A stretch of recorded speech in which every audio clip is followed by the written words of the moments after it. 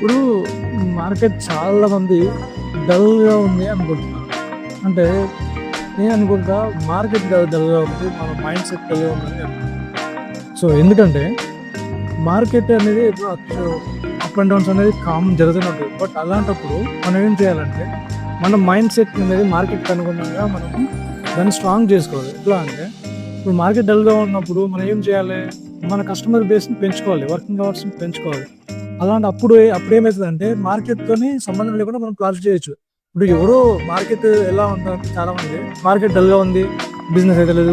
Market డల్‌గా sales అవ్వట్లేదు. Customer రావట్లేదు. కస్టమర్ అనేది ఈరోజు మార్కెట్ అంటే okay. Market scenario government change అయినప్పుడు సో ఏదో టైంలో అప్ అండ్ డౌన్స్ వస్తుంటాయి. అలాంటప్పుడు ఏం చేయాలంటే ఒక మార్కెట్ ఒక ఏజెంట్ ఎవరైతే ఉన్నారో వాళ్ళు వర్కింగ్ అవర్స్ అనేది పెంచుకోవాలి. ఎట్లా అంటే ఇన్‌కేస్ మార్కెట్ బాగా నడుస్తున్నప్పుడు 5 అవర్స్ వర్క్ చేసినామనుకోండి.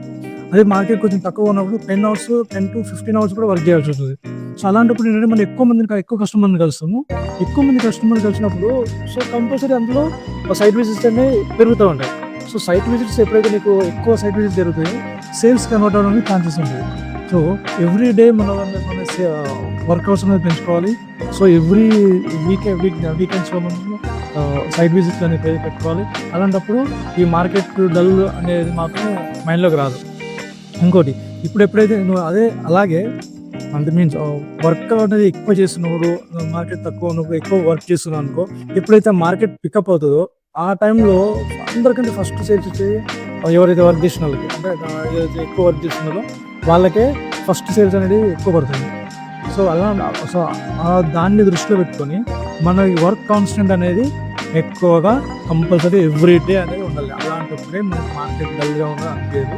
సో, ఫ్రెండ్స్ మనము ఈ మార్కెట్ నుంచి ఓవర్‌కమ్ అవ్వాలంటే ఒకటి చేయాల్సింది ఏంటంటే వర్క్ మోర్, వర్క్ ఎక్కువ అవర్స్ చేసుకోవాలి. ఎక్కువ కస్టమర్స్ దగ్గరికెళ్ళి మన ప్రొడక్ట్ అనేది వాళ్ళతోని చెప్తుంటేనే సో, మనకనేది సేల్స్ అనేది ఓ వచ్చే అవకాశం ఎక్కువగా ఉంటది ఈ టైంలో. ఎందుకంటే మార్కెట్ పికప్ అయ్యేంత వరకు మనం ఇందులోనే ఉండి చేస్తుంటే మార్కెట్ పికప్ అయినాక మనకనేది ఫ్యూచర్ అనేది కంపల్సరీగా ఉంటది. అదే మార్కెట్ డల్‌గా ఉన్నది అని చెప్పేసి అందరూ అంటున్నారని చెప్పి మనం ఆల్టర్‌నేట్ చూసుకుంటే సో, తర్వాత సేల్స్ అనేటిది మళ్ళా మార్కెట్ వచ్చినాక మళ్ళా కొత్త కస్టమర్‌ని జనరేట్ చేసుకొని మళ్ళీ అమ్మడానికి టైం పడతది. సో, అలా కాకుండా మీరు ఇప్పటి నుంచే వర్క్ అవర్స్ పెంచుకుంటూ, సైట్ విజిట్స్ పెంచుకుంటూ ఆల్రెడీ మన దగ్గర కొన్న కస్టమర్లు ఉంటారు.